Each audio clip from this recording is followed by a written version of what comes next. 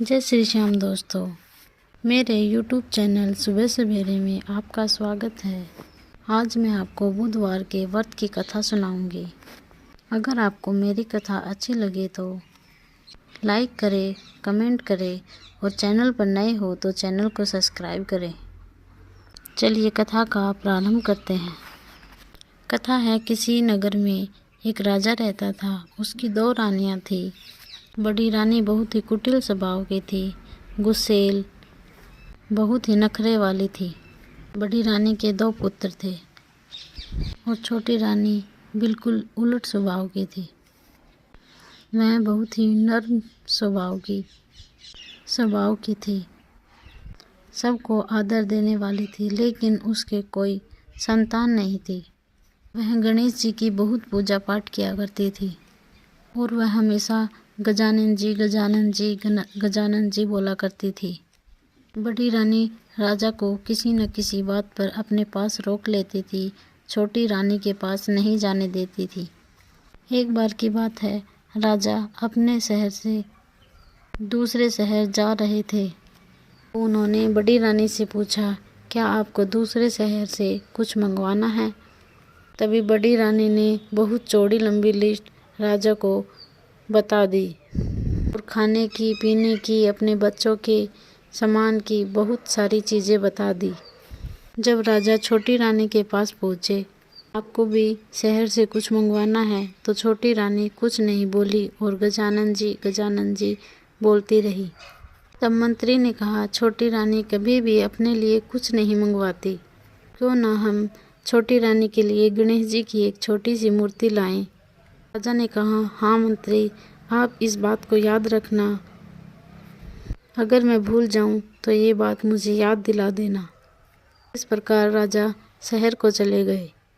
जब वो शहर से लौट रहे थे तो बड़ी रानी ने जो सामान बताया था वो तो राजा सब ले आए, लेकिन छोटी रानी के लिए गणेश जी की मूर्ति भूल गए। अचानक से मंत्री को याद आया और उन्होंने राजा से कहा, आप छोटी रानी के लिए गणेश जी की मूर्ति लेना तो भूल गए। तभी राजा ने कहा, हाँ यह तो हम भूल गए। तभी अचानक उन्होंने देखा कि सड़क के किनारे एक मूर्ति बेचने वाला बैठा है। उसके पास सभी देवी देवताओं की मूर्तियाँ थीं। तभी उन्होंने मंत्री से कहा, आप जाइए और वहाँ से एक सुंदर सी गणेश जी की प्रतिमा लेकर आइए। तब मंत्री वहाँ पहुँचा और पीतल की बहुत सी सुंदर प्रतिमा ले आए। राजा अपने महल में आए और बड़ी रानी ने जो सामान मंगाए थे वो उनको दिए और छोटी रानी के लिए जो मूर्ति लेकर आए थे वो छोटी रानी को दे दी। छोटी रानी गणेश जी की प्रतिमा देखकर बहुत प्रसन्न हुई और उन्होंने उन्हें पूजा के स्थान पर स्थापित कर दिया। जैसे ही वह प्रतिमा राजमहल में आई, तब से ही राजमहल में शुभ समाचार मिलने को मिल रहे थे। राजा के राज्य में एक पड़ोसी राज्य जो बहुत दिनों से आक्रमण कर रहे थे। कई वर्षों से राजा के सैनिक उस राज्य से लड़ाई लड़ रहे थे और अचानक से गणेश जी का आगमन होने पर वहां से शुभ समाचार मिल रहे थे कि राजा की जो सेना थी वह जीत गई है और पड़ोसी राज्य हार गया था। और उसके बाद उस राज्य में पानी की बहुत कमी थी। अचानक से उन्हें यह समाचार मिला कि सारे जलाशय, कुएं सब पानी से भर गए हैं, पेड़ पौधे पर बहुत सुंदर सुंदर फूल आ गए हैं और बहुत अच्छी फसल हुई है। 3 महीने बाद ही रानी के गर्भ ठहर गया। इस प्रकार से जब से गणेश जी को स्थापित किया है, तब से अलग अलग जगह से शुभ समाचार मिलने को मिल रहे थे। राजा भी बहुत खुश हुए छोटी रानी से। तब बड़ी रानी को पता चला कि छोटी रानी के गर्भ ठहर गया है, तो उसे बहुत बुरा लगा। तो उसने सोचा, जब से यह गणेश जी स्थापित हुए हैं तब से कुछ न कुछ अच्छा हो रहा है। तब बड़ी रानी ने अपने दासी और बांदियों से कहा कि छोटी रानी के वहाँ से गणेश जी को उठाकर लाओ। 4 दासियाँ छोटी रानी के पास पहुँची तो एक दासी गणेश जी की प्रतिमा ढूंढने लगी और 2 दासियाँ छोटी रानी से बातों में लग गई। चौथी दासी को वह प्रतिमा मिल गई और वह उसे कुएं में डाल दिए। रातों रात ही वहाँ एक बहुत बड़ा पेड़ उग गया। उस पेड़ में एक बहुत ही सुंदर सोने का फूल उग गया। सुबह उठकर सभी ने देखा तो सभी उस फूल को लेना चाह रहे थे। सबसे पहले दरबारी वहाँ पर पहुँचे, लेकिन उनके हाथ में फूल नहीं आया। तभी बड़ी रानी वहाँ आई, राजा आए, स्त्रियों को बुलवाया गया। किसी के भी हाथ में वह फूल नहीं आया। अचानक से उन सब ने छोटी रानी को वह नहीं पाया तो राजा ने छोटी रानी को बुलवाया। जैसे ही छोटी रानी वहाँ आई, उसने अपनी झोली फैला दी और फूल अपने आप टूटकर छोटी रानी की झोली में गिर गया और वह वापस से गणेश जी की प्रतिमा में बदल गया।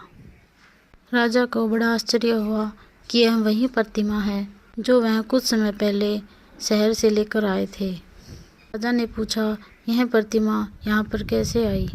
तभी छोटी रानी ने कहा, मुझे कुछ नहीं मालूम, यह प्रतिमा यहाँ कैसे आई।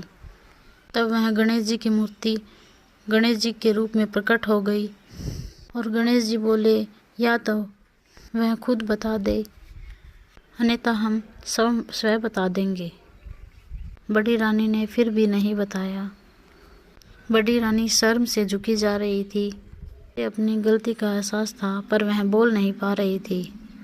तब गणेश जी की कृपा से कुएं के अंदर वह सभी दृश्य दिखने लगा जो बड़ी रानी ने किया था।